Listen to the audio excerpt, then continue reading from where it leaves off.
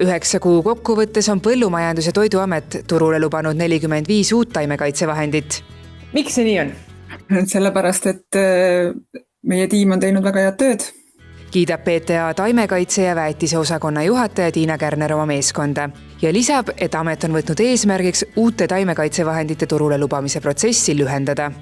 See oli väga hirmuäratav uudis minu jaoks. Ütleb Tartu Maaülikooli emeriitprofessor Anne Luik ja lisab, et selle taga, et aina enam pestitsiite kasutusele võetakse, seisavad suurtootjad, kellel on silme ees suurem saak, mitte keskkond ja inimeste tervis.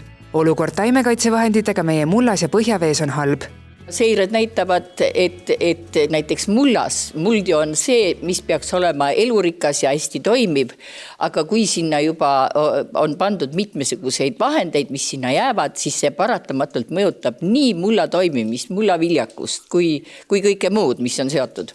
Halb on olukord ka meie veega, sest nii põhja kui pinnavees on meil taimekaitsevahendite jääkid sisaldused olemas ja mõningates kohtades päris tõsisel tasemel. Seni on Eestis kasvatatud põllusaaduseid ja marju peetud puhtamaks kui mujalt Euroopast meie poelettidele jõudnud vilju ja seda põhjusega.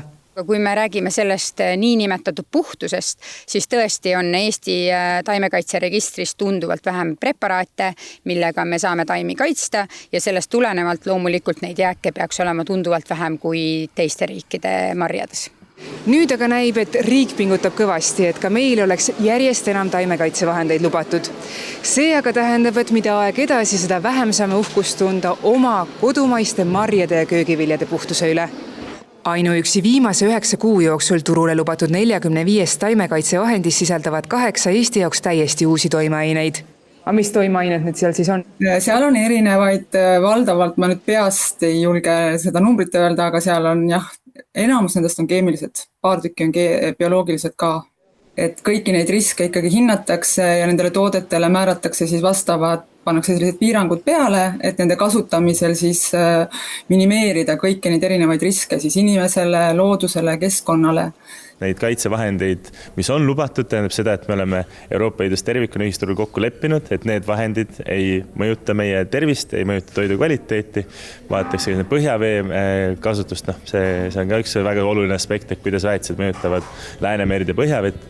Et oleme otsustanud, et me neid kasutame, et siis ma arvan, et Eesti tootmises peaks neid võtma kasutusi nii palju, kui meil on vähegi võimalik seda koostöös tootjate ja ettevõtetega teha. Paratamatult jõuavad aga taimekaitsevahendite jäägid ka inimese organismi ja mõjutavad immuun- ja hormonaalsüsteemi.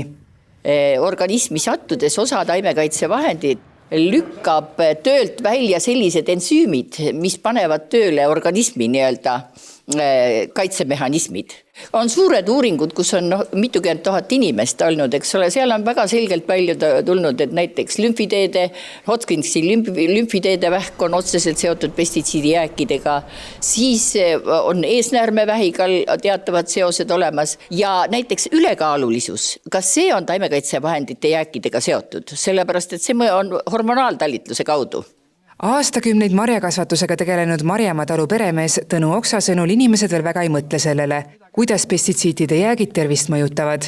Et meie inimene ikkagi ostab parema meelega sealt lõuna poolt tulnud, et tiimutatud, mürgitatud on vale sõna, et nii-öelda töödeldud marju, mis siis on 5-6 korda seal üle käidud erinevate vahenditega, kõik on lubatud muidugi Euroliidus. Aga samas odavam. Ja, aga samas inimene elab natuke vähem, selle peale keegi ei mõtle, kui ta võtab näiteks minu marja, mis ma ei ole mingit mürki pannud, panen sügavkülma, väärtused on samad või mitte mingil juhul vähem, aga seda mul pole mõtet seletada, seda keegi ei kuula, nad ostavad ikka, mis lõhnab paremini. Eesti-sugusel väike riigil on kindlasti rohkem potentsiaalsi nii-öelda sellisel laialdasel maheviljelusel või mahedal põllumajandusel, vaadates meie põllumajandusmaa suurust, et mina isiklikult ei usu, et meie väike riigina suudaksime võistelda suurte tööstusriikidega, nagu näiteks Saksamaa, siis tavapõllumajanduses. Ütleb loovorgaanik tegevjuht Ahto Veegmann, kelle ettevõte ekspordib mahetoodangut välisriikidesse. 6 aega tagasi rääkisin ühe Belgia kliendiga, meie uue kliendiga ja nemad just vaatavad siia Ida-Euroopa ja Baltikumi riikide peale just niimoodi, et me oleme siin natuke nagu pärismaalased, et meil on siin seda puhast loodust ja metsa. Miks me peaks seda rohkem ära kasutama? Kindlasti me usume, et Eesti perspektiiv on ikkagi selline nutikas maheriik, mis on lõppkokkuvõttes hea nii inimesele kui loodusele.